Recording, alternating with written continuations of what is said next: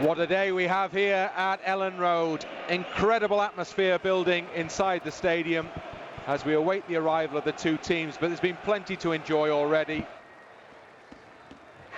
And sure enough, right on cue, with the bangs of the fireworks from the far side of the ground, the strains of Marching On Together echo across Elland Road, and a huge ovation greets the arrival of Leeds United Football Club, 100 years old this week.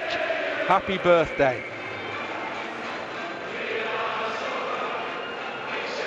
Great noise, as you would imagine.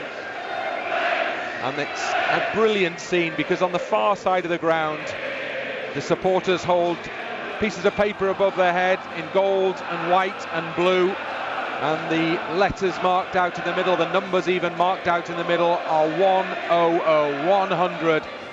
And the Leeds players run towards the East Stand now. They have the tracksuit tops, all with the names on the back, exactly like that period in the early 1970s when Leeds had a glorious team, arguably the best team in Europe, certainly the best team in England. A Leeds United team that won so much and came close in so much, and helped cement the name of Leeds United in world football circles. The players now go in front of the East Stand. They look towards the East Stand and they wave in the direction of the East Stand.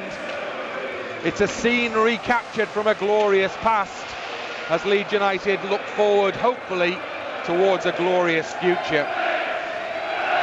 Teams break now. The tracksuit tops come off. It's almost business time. Leeds United side doesn't contain Pablo Hernandez, so the Leeds United side: Casilla, Ayling, White, Bamford, Alioski, Dallas, Costa, Harrison, Phillips, Berardi and Click on the bench.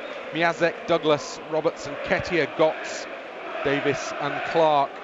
Birmingham City lining up with the same side that won their last game against Middlesbrough, with Jimenez, Alvaro Jimenez and Sunjic, two of their standout performers in that game. Sunjic, a player linked with Leeds United indeed during the summer, but the Croatian opted for a move to Birmingham City. And Stuart Dallas takes it to Click. Can Click keep it in? Yes, he can. Chips across it very invitingly. Still in the area for Alioski. Back to goal. Trying to turn goalwards now. Forced out towards the edge of the penalty area. In it goes to Click. Back to Alioski. Edge of the area. Tries a shot. And Camp, surprisingly, opts to kind of flap the ball away from goal there when it looked like there was a catch on. And just for a moment, it looked like he lost sight of that one. It comes out for a Leeds throw in near side. Strange save, but hey, what a flap. Don't need to, could have just caught it quite comfortably, but...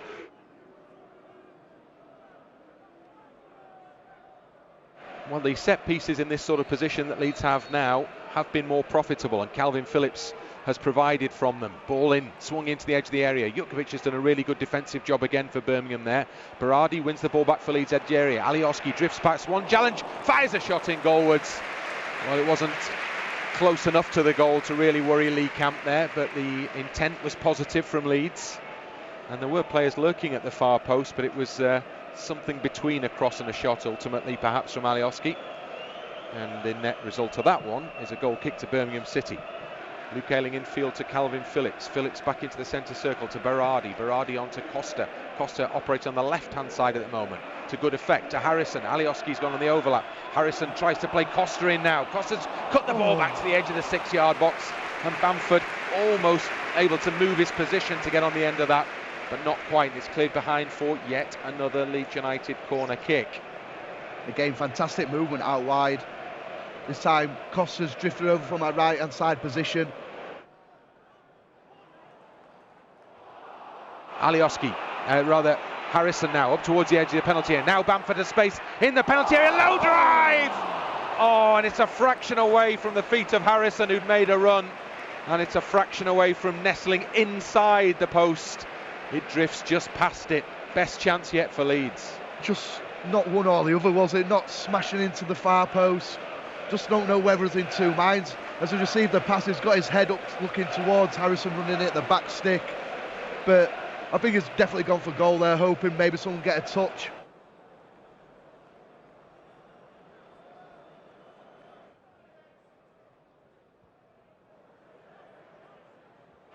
Up towards the edge of the centre circle where Bellingham The 16-year-old wins the header for Birmingham, out towards the far side.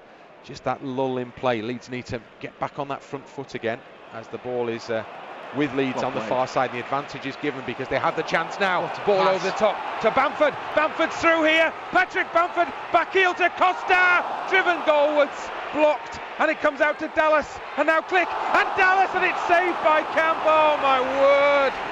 A hat-trick of chances for Leeds United there. And somehow Birmingham City have survived, and the scoreline remains goalless. What a pass from Jack Harrison initially. Bamford's done everything right, let the ball run across his body, and he's done fantastic spot a back heel. Unfortunately, the back heel for Costa's shot got blocked. Great bit of composure, 1-2, Dallas, Click, shots 2 straight at the goalkeeper. Best chance so far of the match by a country mile. You've got to be taking these chances, but Jack Harrison's pass initially set us off, and I thought Bamford did ever so well.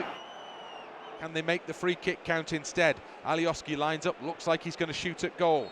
Signal is given, 3-man wall for Birmingham. Alioski strikes the ball hard and wide. Oohs and ahs, but no celebrations for Leeds United. And the keeper Camp really didn't seem unduly troubled by that.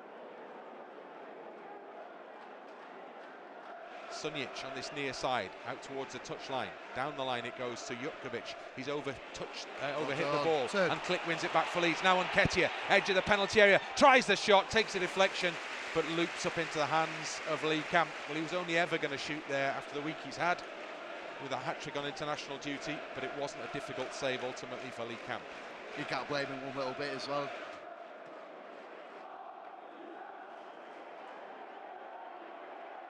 As Birmingham attack at the other end, and it's Dean in the penalty area, gets the ball across, and it's on the edge of the 6-yard box, and there's a great block made by Ben White, and he's taken a knock, but it was a goal-stopping block, was that, because it was Alvaro who had the chance to shoot goalwards, and Ben White slid in, and it was the vital intervention that prevented the shot on target.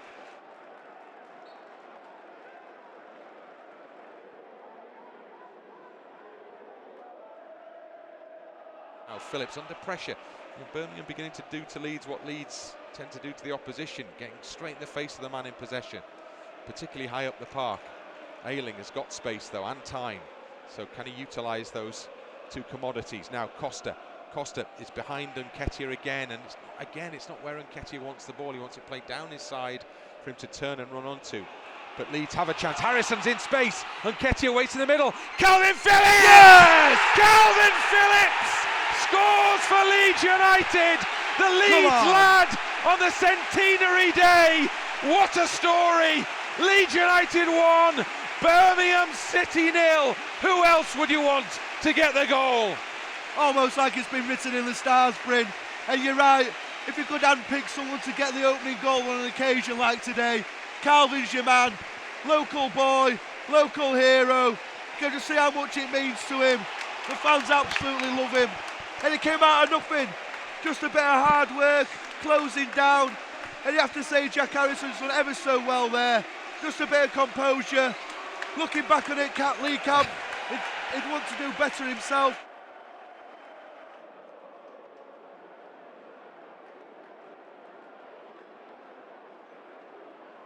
So Leeds still work to do. We've said it already this season. Roberts turns away from the marker. That's a much better ball for Nketiah. Nketiah drifts the ball just wide of the far post. Couldn't get quite enough power behind it, but that was much better from Leeds United. Been crying out for a bit of service for Eddie, just down the sides. That's his strength. Utilise his pace. Centre halves don't like it when good strikers have got good movement. I actually think the better pass was for Alioski. With Leeds United with a corner kick.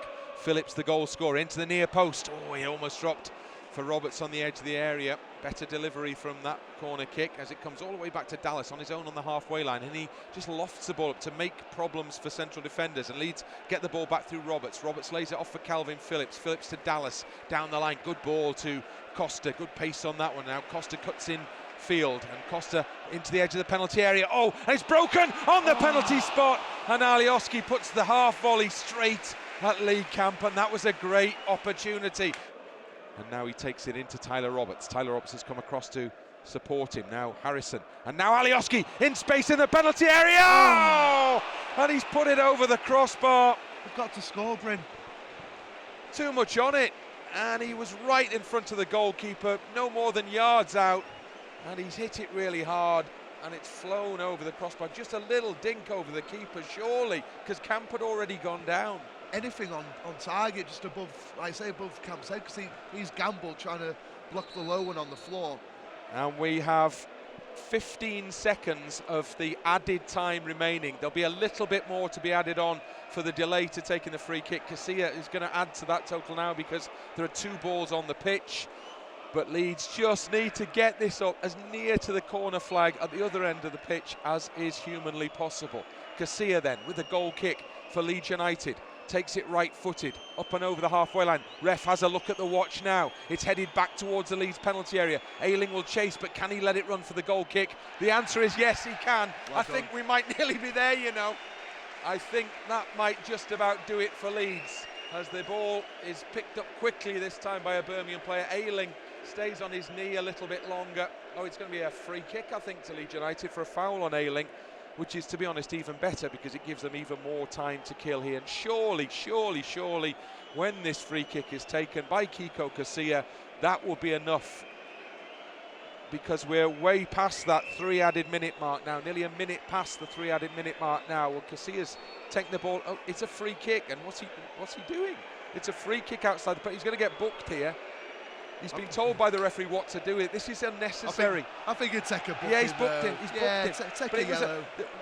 There's no difference between taking the free kick from where it was and moving it back. He's only going to get yellow carded then. Anyway, that's happened. Leeds still have more seconds to play. What it might do is slightly antagonise the referee into adding another 10 on. We shall see, as Kiko Casilla now finally does take the ball right-footed over the halfway line. Another check on the watch from the referee. Ball's over the head of Nketiah. Yes. And that's it. The full-time whistle goes.